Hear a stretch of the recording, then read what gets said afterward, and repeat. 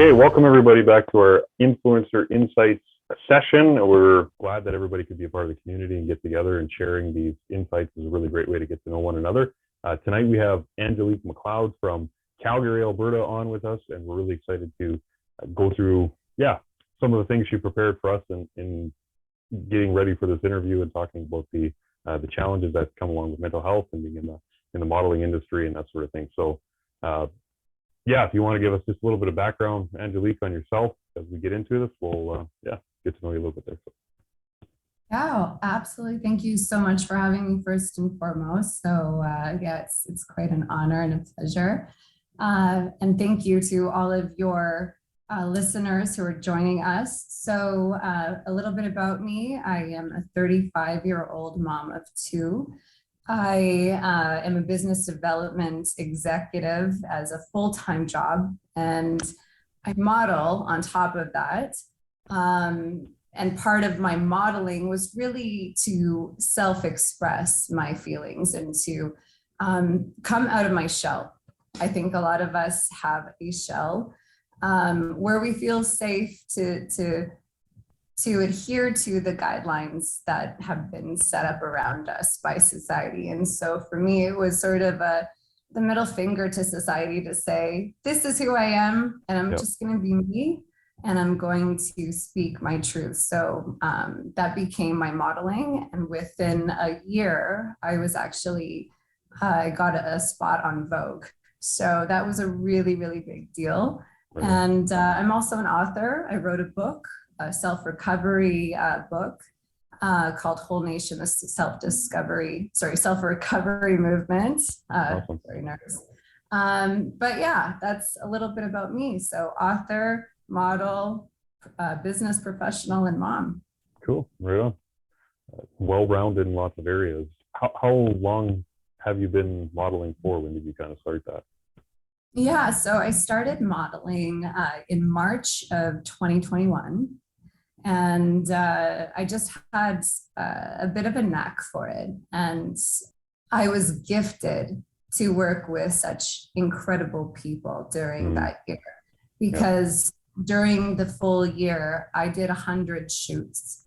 And I wanted to, I know, just 100. It's fine. It's fine. It's not. Yeah. But, during those 100 shoots, I got to work with the cream of the crop, but also people who were just stepping into their photography journey, stepping into their agency journey, etc. And I got to meet so many incredible people that actually I learned so much from. So I think that my success as a model has been because of the people that I was able to actually work with. That's huge. Right on. How has everything been based in Calgary, or have you been able to travel quite a bit for this? Or for the most part, it has been local, which has been great because, COVID obviously interrupted a lot of that. And only now the world is opening up a little bit more. But I've had a few virtual photo shoots, which is a very good thing. Yeah. So I've had a New York photographer, and I've had one from Bangladesh. So it's been, quite innovative how we've gotten around. How do you do a virtual shoot for those that haven't been on? A virtual shoot?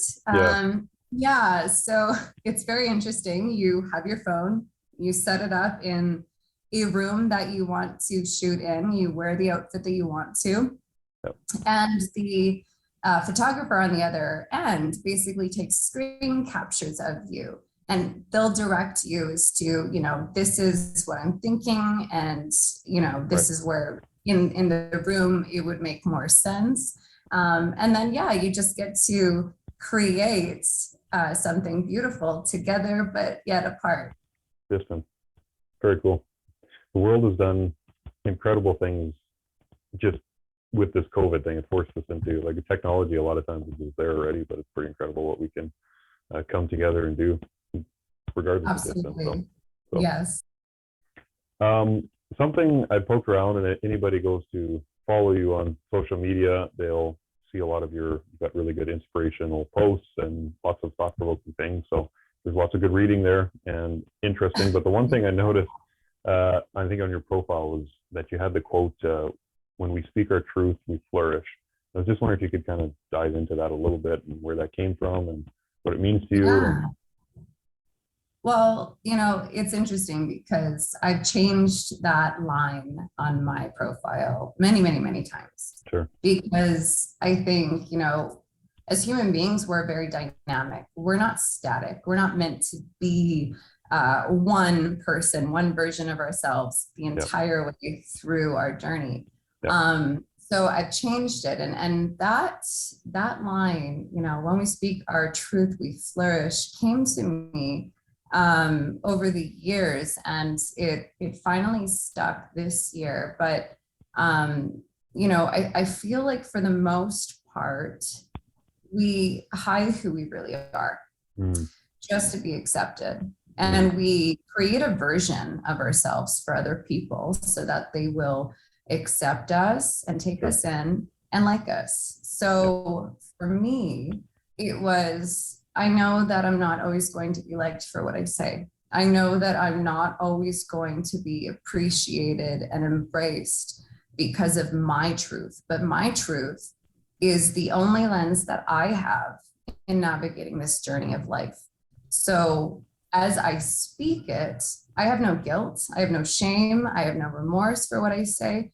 It is the lens through which I'm looking out at life, and I'm reporting on it, on my observations, and I'm sharing those with other people. And some people are going to resonate with it, and some people aren't. But I'm here for the people who are resonating with me, because there are more of those people when I speak my truth, which sets all of us free, and we're able to grow because of that truth. Yeah. Oh yeah, no, that's awesome.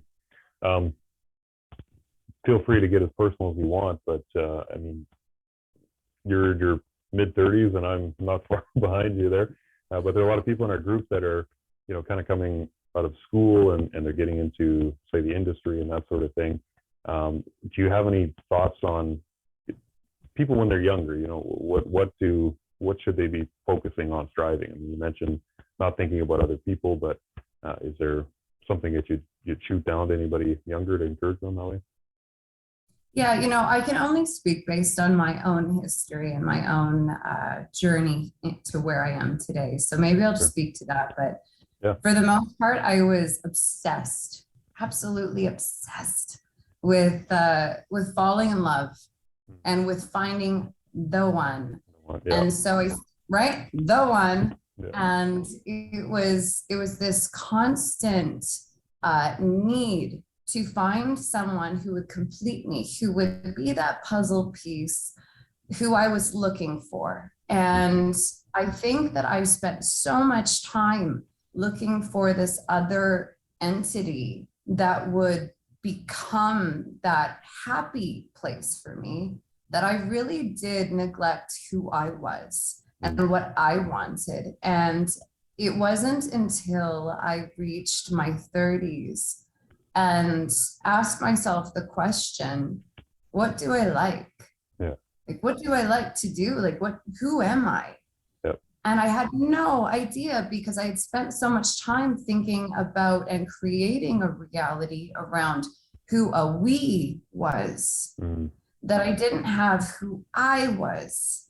And so if I could go and tell anyone a little bit younger than me, what is an important thing to really think about as you navigate your day-to-day, it's what creates peace in my heart and what makes me happy to live my life. Because at the end of the day, we're here to live this beautiful experience, and it's only our individual experience that we get to take away from us. I was having a conversation with somebody recently, and they're kind of sort of that same journey where they're thinking of relationships and life, and they didn't want to hear it, but I told them, I said, the best thing to do is honestly to let that go and to focus in on, the things that are important to you, because it seems like as soon as you remove that as the issue and focus on where you want to be and the things that you want, it seems like everything comes a lot, it aligns a lot faster that way, I think. But It absolutely does. But I believe that we've given up our own unique individuality for the Disney dream, right? Yeah. Disney, like, thanks a lot, Disney. Yeah. But, they manipulated us Sure. from a young age because we were always put in front of a television, or at least my generation was. Our parents didn't give a crap about us, but it was sit down and watch a movie, right? Yeah. Sit down and watch the show. Yeah. And those shows were crafted to say, you know what? Just go find that perfect person and life gets good, right? Yeah. You're going to struggle until you find that person, and then they're going to make your dreams come true. So really, like, I don't blame anyone who is looking for that right person, because that's the storyline that we've been provided. Yeah. But it's so important to remember that whenever you're fighting for something or chasing something, you're actually slowing yourself down. And that's why you feel so anxious, right? You're creating this resistance inside of you. Yeah. Yeah. And anxiety, doesn't matter what level you're at. I mean, it just, it'll permeate every other area of your life as well too, right? So Absolutely. Cool. No, that's great. I think in one of the notes we'd asked kind of who's inspired you. I don't know if there's some people throughout your journey that have kind of brought your thoughts back to alignment or where you wanted to go, and do you have people that you look up to and that you think about now? And absolutely. I mean, there are many people who have shaped who I've become. And for me, I'm a skeptic. I don't like, I'm very stubborn. So for me, it's, it takes a lot to get me to feel motivated or inspired, because I'm constantly looking for the holes in whatever that person is saying. But and which is very surprising for who I'm going to explain to you are my the people that I'm inspired by. But there was Esther Hicks. So the Abraham Hicks learnings, more so because it took me out of that fanatic religious culture that I had been brought up in, where it was either you do this or you're going to hell. All the way to, thinking about life as energy, positive and negative, right? Mm-hmm. And what you focus on, like, life is a human experience, yes, but you're a spirit in a human body, trying to focus on what you want and ignore all of the noise that's constantly around you, because the noise was brought on by something that was a thought beforehand, right? So Abraham Hicks was a big part of it. Lisa Nichols and Les Brown were also huge inspirations to me. I would listen to podcasts and motivational speaking events that they would put on days and days upon end, because for me, there was such beauty in facing adversity and overcoming it, to know that someone had gone through something just as bad, if not worse, than what I had gone through, and had taken that, flipped it on its head and say, so what, right? I'm still going to go and be and do the things that I want to, be and do in life. And what happened back there doesn't matter. Did you have is there that moment in time when you decided to make that shift towards, I'm not going to stay where I am, I'm going to go forward? Or do you remember what that experience was like? Oh my gosh, yes. And it was so dark. It was so dark and awful. And I think, so many of us get to experience that awful moment where, looking back, you cringe and you think, how did I let myself get there? But I was a drunk. I was constantly, from the moment I would wake up to the moment that I would go to sleep, I was drinking. I remember hiding alcohol under the driver's seat of my car. I remember, needing it and hiding it from my spouse, from my family. It was in drawers, cupboards, like in the weirdest places, just trying to not have the conversation that I needed a drink to get through my day. I needed to numb. Yep. And I had been going through that pattern of trying to ignore life, trying to cope with life, trying to numb the feelings, numb the thoughts. And finally, in March of 2020, so not all that long ago, No. I got pneumonia, and it was right at the onset of COVID coming into Canada. Right. And still to this day, I believe that I actually got COVID. But the testing wasn't amazing at that time, and who knows what happened. But a 33-year-old me had never had any breathing issues or health issues before, and suddenly I woke up. I was so ill, fever, and couldn't breathe. I was sitting up in bed one day, and it felt like I was drowning, just trying to catch my breath. And I thought, holy shit, if I die, because no one was in that room with me. I was isolated because we were all so afraid of catching whatever this thing was. I thought, if I die, do I regret anything? And I thought, I've got a ton of regrets, a ton. Yeah. And if I die, I take those with me. And if I live, what am I going to change? Yeah. And I thought, well, I'm going to change every single pattern that I have. And I'm going to study myself each and every single day until I'm able to slowly pivot where this ship is headed, so that I can have meaningful conversations versus subduing who I am so that I can be liked by the masses. Yeah. And I'm going to practice and teach how to come out of adversity and win versus feel like a loser who can't get ahead, because it really is that the cage that we live in is just up here. That's it. Yep. Yeah. So that was the moment. Yeah. Wow. Well, COVID helped you in a weird way, right? It did. It created so much insight for I think a lot of us, actually. Yeah, absolutely. I think the world needed a reset on some level, whether that was our way of doing it, whether we chose that or not, I don't know. But did you find that for you, that during COVID it got quiet, the distractions went away, and you were able to really focus on your own personal development? Yes. Yeah. I think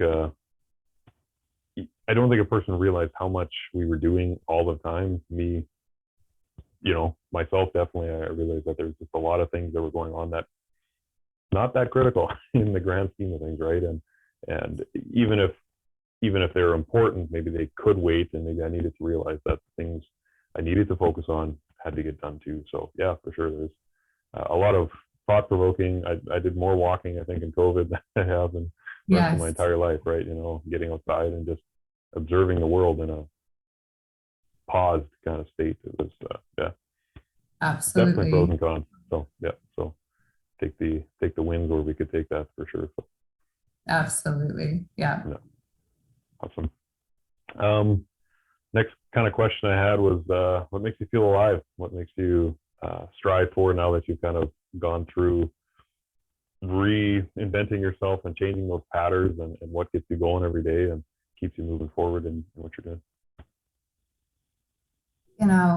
When I read that question, when you sent it to me ahead of time, and thank you for doing that, because I hate being caught off guard. I read it and I thought, that is a hard one. It's a hard one only because it's hard to encapsulate what sets you on fire, right? What lights you up from the inside out. And for me, it's experiences. It's being so present to an experience that I'm just immersed in it. And for me, that would be anything creative, a creative outlet. So my writing, Yeah. my singing. I go to karaoke bars all the Right time on. with right. I Yeah. just love it.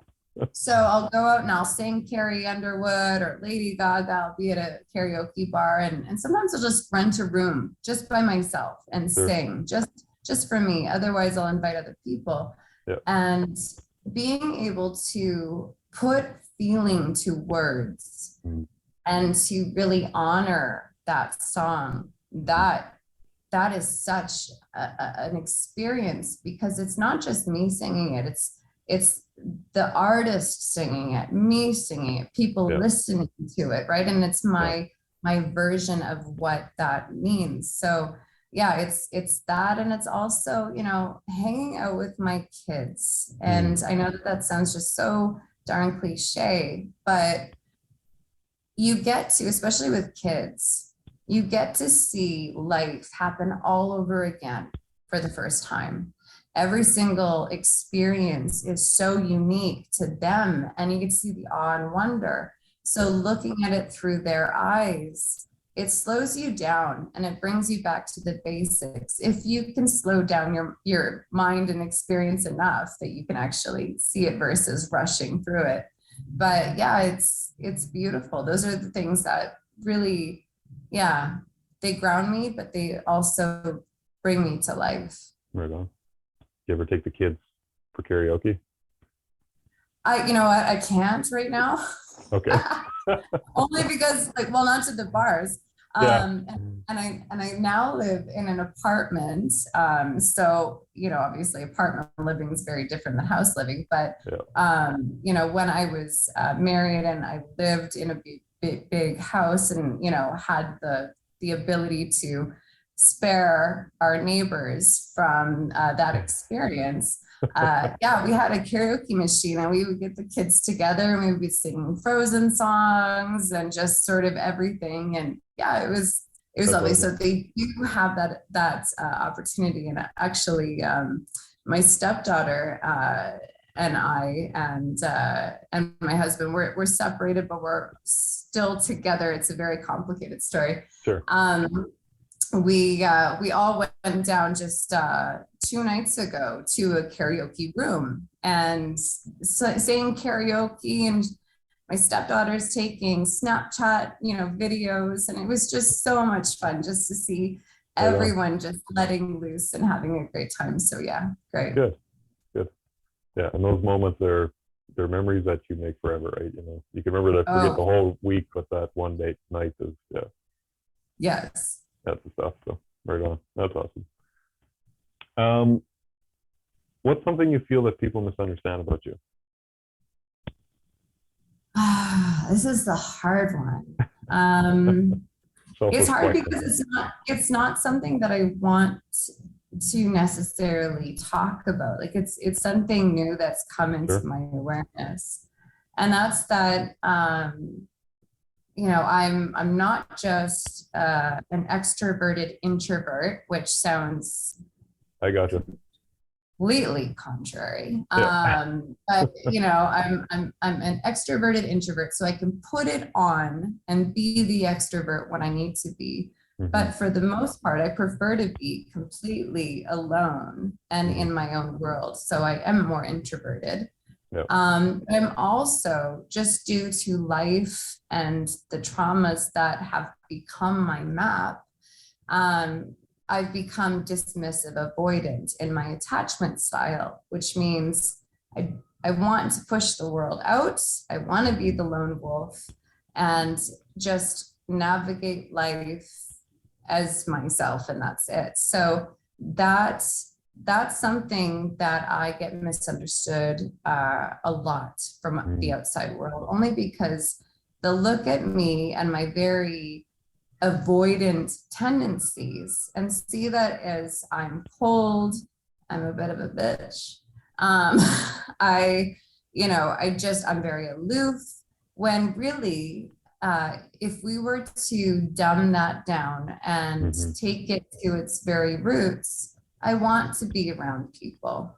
I'm just terribly afraid of people and rejection. So for the most part, I'll push people away, only hoping that they'll take me in, and it's a bit of a cycle I'm trying to break, right? Yeah, absolutely. Yeah, I know, I gotcha. Is there, because I'm sure a lot of people kind of go through that same thing too, that want the love, but rejection, fear and stuff. You know, you've obviously done a lot for self-reflection to kind of see that yourself, but have you used any tactics or anything to kind of combat that so far, or has there been any? It is still a trial and error, I'm sure. Sure. For me, it has been more of a, you need to take care of yourself first, right? Always. Can I take some time for me where it's totally selfish time? And I don't mind being selfish. I actually love being selfish. And I know that we have a big stigma around that, but it's meeting our own needs first, and we have to. So do I feel like the oxygen in the room has been sucked out? Okay, yes, I do. I feel completely depleted. Okay, well then for the next 2 or 3 days, I need to just focus on me. I need to go for the walks that I want. I need to go get that massage that I need. And, thank God for healthcare. And, just put myself on the pedestal so that I don't feel like a vacuum is constantly sucking the life out of me. And then after that, I know that I'm still probably going to be pushing people away. Right. But to say, okay, I need to I need to raise my awareness to the fact that this is the cycle, right? This is my pattern. So I've taken care of me, and now I'm afraid to be around other people.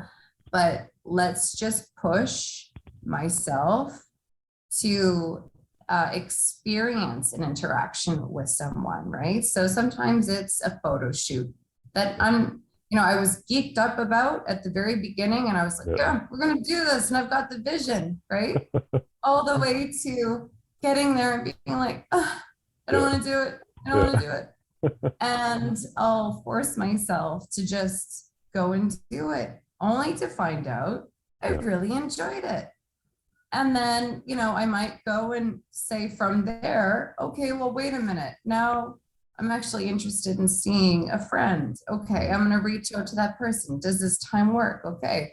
And just step by step, I slowly expose myself to more time with people. But I also know that after a little bit of time with multiple people, I'm going to feel worn out again. And I'm going to need to go back to Hermitville, right? So it's learning that balance, and that's the hard part. But yeah. You were talking about that. The self-care thing is so huge. My whole life I've combed my hair every day, and I've always gotten kind of bugged about that. Oh, you got nice hair. Oh, yeah, there's a pretty guy. Whatever. Right? I'm not offended by it, but it's something that people notice about me. But the reason I've always done that is just because as soon as I take care of myself and I put myself together, it's a lot easier to remove my insecurities and the things that I go on in my head or whatever when I'm interacting with others, right? I think that's kind of what you're talking about there as well, right? Where once you're okay, then at least you can move past that stuff, right? So yes. Yeah, you can stand with your feet firmly planted on the ground versus worried about how you're going to be taken or what's going to maybe, topple you over, right? So yeah, absolutely. Cool. No, it's great. Going to take it from a good high spot down to a lower spot here and ask you about a low point in life. I know you touched on that a little bit with your, laying in bed, not feeling good, but are there some other low points in life that, I don't know, that you were able to work through, or maybe since getting sick and that kind of thing? Down days? Yeah. I mean, if I look at my entire life, at the, wholeness of my life to right now, I'll see a pattern that continues to repeat. And the pattern is I live for everyone else. I feel depleted. I ignore that. I keep going. And then I feel like I want to give up on life because it's too damn hard, right? Mm-hmm. Yep. And thankfully, something will always interrupt that experience to kind of, jolt me out of it and get me going back onto, okay, no, I feel hopeful again. We're good. Yeah. Back to that cycle. But, I've experienced some horrible traumas. And, it started for me when I was a child. I was bullied terribly. No matter what school I would go to, I switched schools 6 different times. I was constantly beaten up and bullied, and there was always some sort of trauma of having to wake up and go to school every single day or go on a bus or whatever. And so I remember back in the 90s, oh man, it's all coming back now. Terrible style, by the way. But I remember, schools weren't as focused on bullying as they are today. I think that they've really changed. But, back then it was, go into the gym, form a circle. Everybody's going to form, like every class is going to have a circle, and you're going to have to sit down and eat your lunch. And no one would make room for me in the circle. So I would go and eat my lunch in the washroom. And the kids would figure out, oh, where's Angelique? And they'd know I was in the washroom. And so they'd start to go around the washroom cubicle where I was and start to hit and kick the doors around me and start to stand up on the toilets on the sides of it, looking down at me and throwing their food at me, right? And it was just horrific. And that shaped the way that I went into adulthood, where I constantly believed that everyone around me hated me and wanted, to do terrible and damaging things to me. So that became the mental state that I was in when I met my ex-husband, who became, my abuser. He would beat me.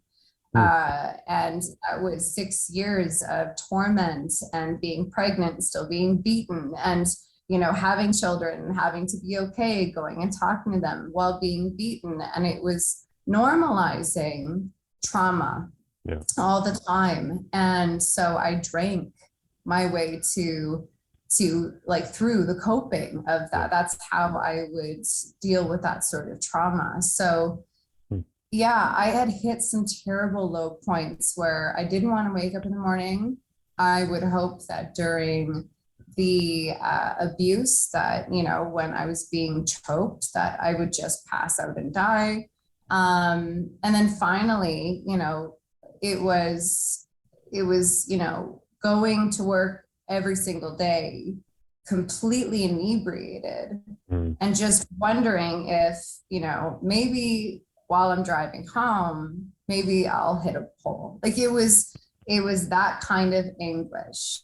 And I hit it really hard, not the pole, never a pole. But I hit that low point. And it was, I'd say 2018 that I hit that low, where it all compounded to the point where I just couldn't catch my breath anymore, because I had just agreed to myself, and I believe very strongly in this concept of we make agreements with ourselves of what's going to define us. And I had just agreed that all of that past trauma had created me and my identity, and that I was a victim.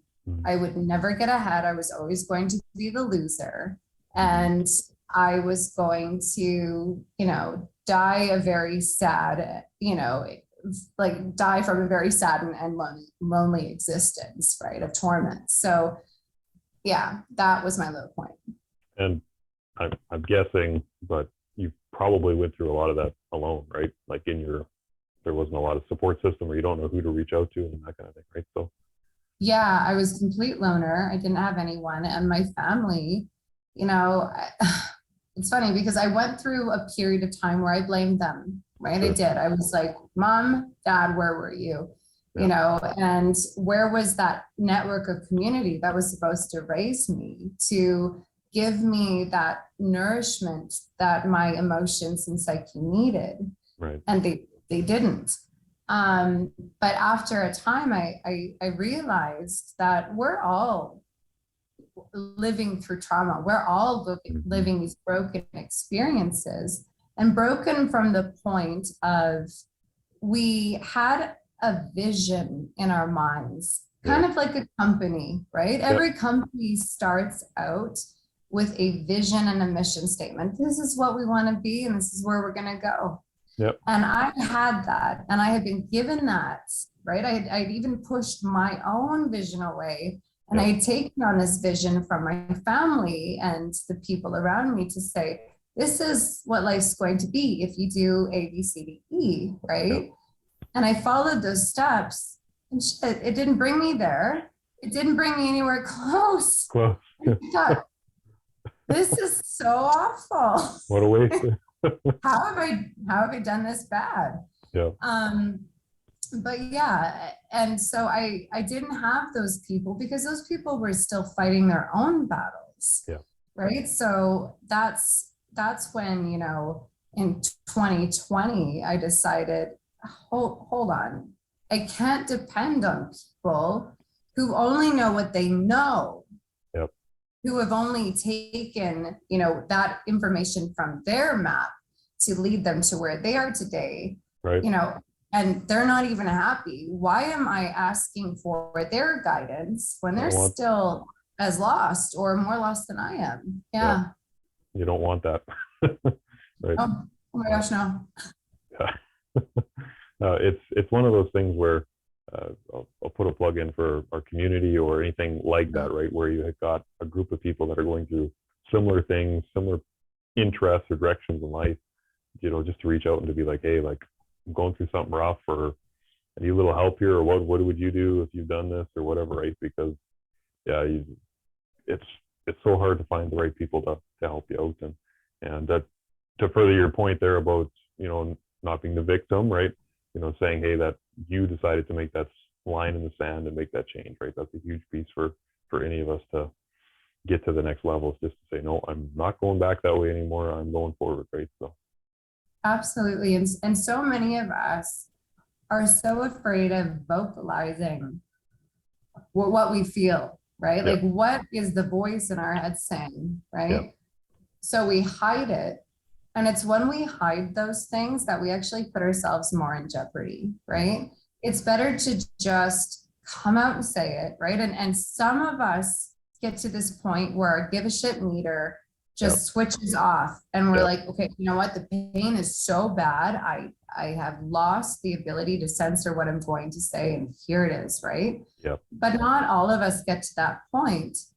So, you know, why that line, I'll go back to that, why that line in my social media page is so important and so crucial mm-hmm. is, if you speak your truth, your worst case scenario will never happen.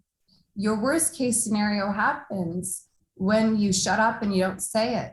Mm. So yeah, it's, Yeah, you know, truth does set you free. absolutely. Yeah. That probably leads us into our next question a little bit. If you were going to go back through that same scenario, knowing what you know now, what would be something you'd tell younger Angelique? If I were to go back, and this is the work that I do every single day now, Sure. and it has been monumental for me in my Mm. learning. And I didn't get it from myself. I can't say that this is something that I engineered. This is a Louise Hay, you know, practice, but it's Sure. going back and imagining myself as a 3-year-old child, you know, or a toddler, like a toddler or even a baby, Mm. and giving myself permission to hold that child who I used to be, who was neglected, who didn't get the love, right? Who was crying or screaming or whatever that was. And to say, I love you. I love you here and now for who you are, for what you're voicing, for what you're, expressing to the world. A need isn't being met, and I want to help you, and I'm going to help you, right?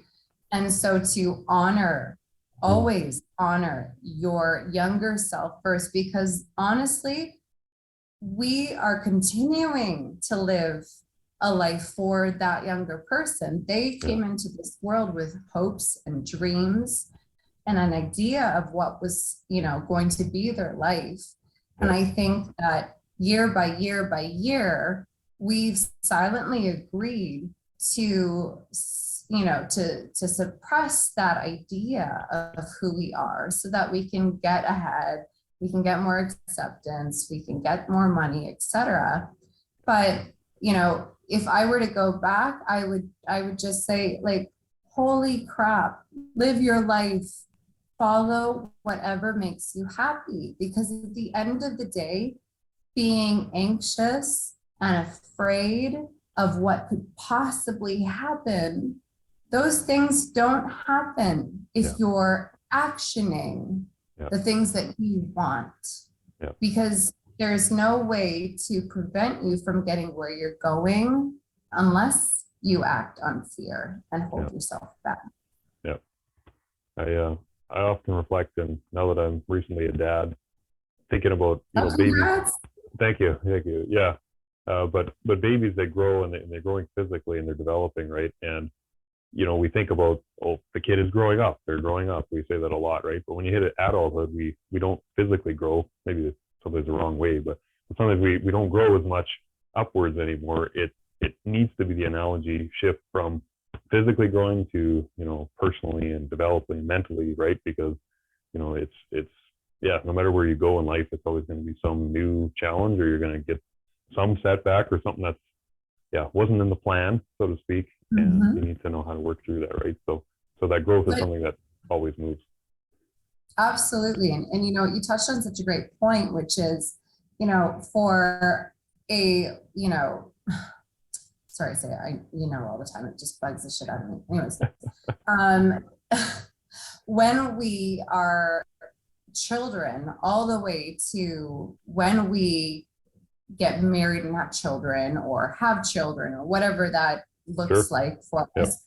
We're we're students, and we live as students, but at some point we become teachers and students, right? We're constantly learning and teaching, and it's a completely different dynamic. So it's so important to raise our awareness even to, am I being a student or am I teaching?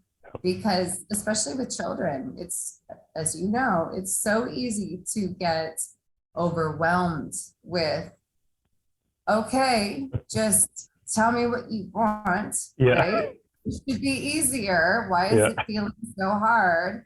Exactly. But you're meant to be a teacher, not a student. And it's hard to switch those on and off and to shift and to be mindful of that. Yeah.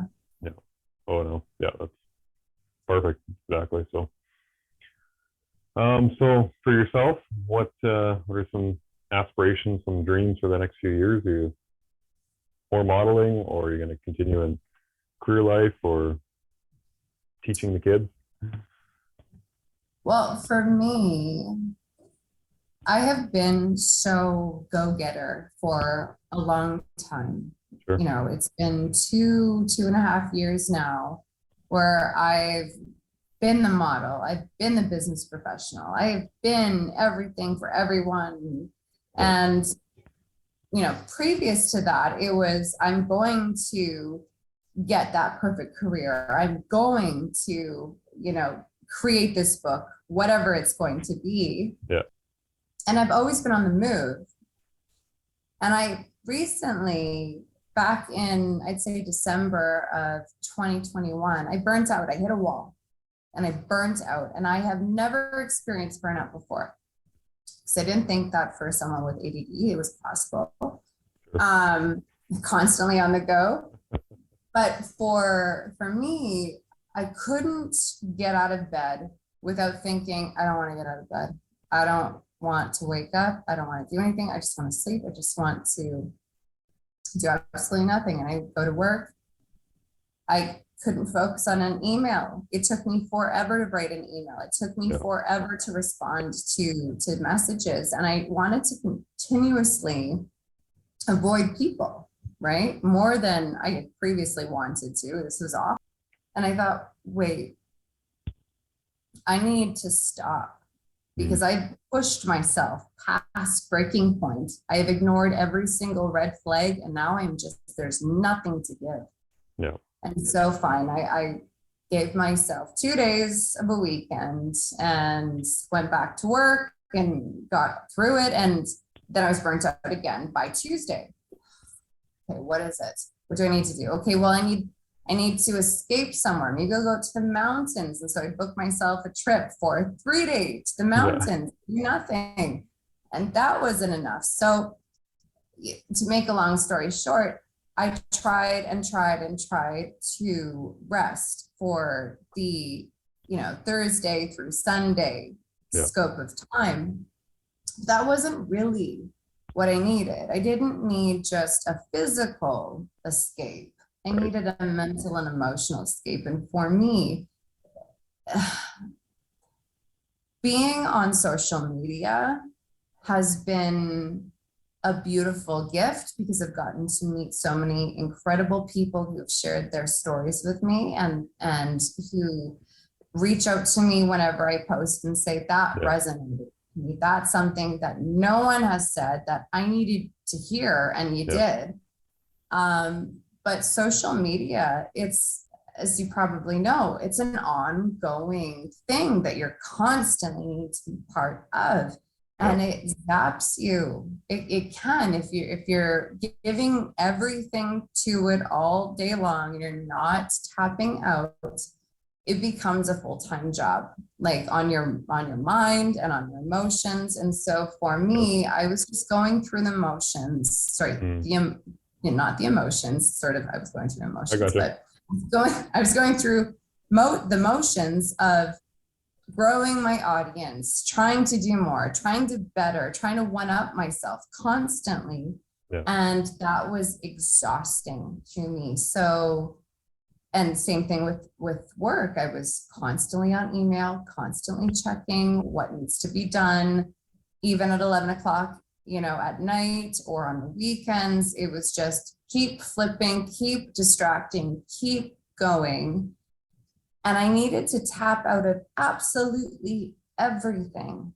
And so for me, my biggest escape and my biggest learning has been take time that's completely free from distractions. No television, no phone calls, no direct messaging, no social media, no checking emails from work, nothing. And I will take that time and walk. I'll just walk around my entire neighborhood, as many loops as I feel, until I tire out, because I need the break and I need to observe myself and just experience life versus experience it through a lens of I need to be something to someone else. Yeah. Wow. That's cool. Awesome. Yeah. Your level of self-awareness work is very evident, and I think that's something we all need more. Everybody, what's the stat? Everybody thinks that they're 90% of people think that they're self-aware, but only 10-15% are. So it is not a blessing. Not pros and cons, right? That's right. For sure. That's right. No, that's good. Beautiful story. How do we get a hold of you? How do we follow you? How do we get your book? Maybe you'll have a link or something you can leave for us. But yeah, everything for me is on Instagram or LinkedIn. So for me, just Angelique Macloud on LinkedIn. Otherwise on Instagram, it's _BA. And that's how you can find me. And my link to my book are on both of those channels, and my work for modeling, where I take a photo and I interrupt my feed, my network, and I say, here's a great photo, right? It's a beautiful photo, but that's the interruption so that they can read the actual content. And the content is a story that I'll share about myself based on what am I up against in life? What am I going through? What have I learned? What's that aha moment that suddenly I've realized that I want to share? And with my Instagram, for the most part, it's over, I think it's 160 or 170 posts that I have of really divulging who I am and not holding anything back. I've talked about mental illness and substance abuse and, shitty relationships that have, done harm. And for me, it's my legacy and what I want to bring, to the world isn't my pretty pictures, right? There are some beautiful, beautiful people out there who have way more fantastic content than I do. But for me, it's being so honest and vulnerable and teaching people that being vulnerable and honest about who you are is not a weakness at all. It's a superpower, right? It makes you human enough to connect with. Cool. Yeah, I've personally read a lot of Angelique's posts, and if you guys are going out onto Instagram, that's a great place to not just scroll for the sake of scrolling, but actually get some good value. She does a great job of posting and writing, and definitely worth checking out, giving her a follow there. So other than that, I guess it kind of wraps up the interview portion of what we're talking about. Do you have any final words, closing thoughts for people that are getting involved in the industry, or struggling with some of those addictions or relationship issues or anything like that? You got one final thought for them? Yeah, anyone getting into the industry or anyone who is facing an addiction, there is something that unifies both of them when it comes to messaging that I want to talk about. And that's every single one of us is worth it. We're good enough.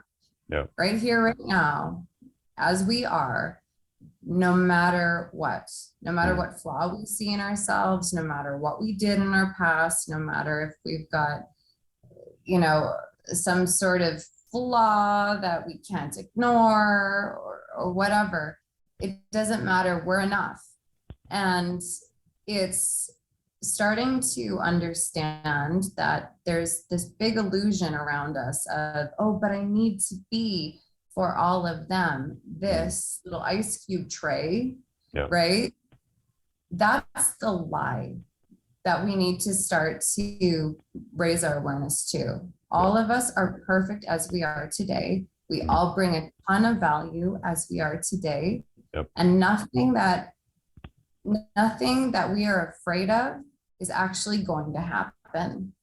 It's the worst case scenario that's playing out in our mind that we need to act against, right? Act against so that we can see what happens on the other side of that fear. So live your life and just be happy. Awesome. Yeah, beautiful words. Cool. Well, thank you very much for coming on, and we look forward to seeing you create more cool things and more writing and all of those great things, and looking forward to watching your career develop as we go down the road here. So thanks for being on.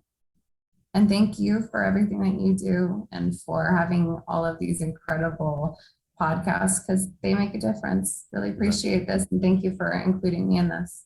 Absolutely. No, thanks.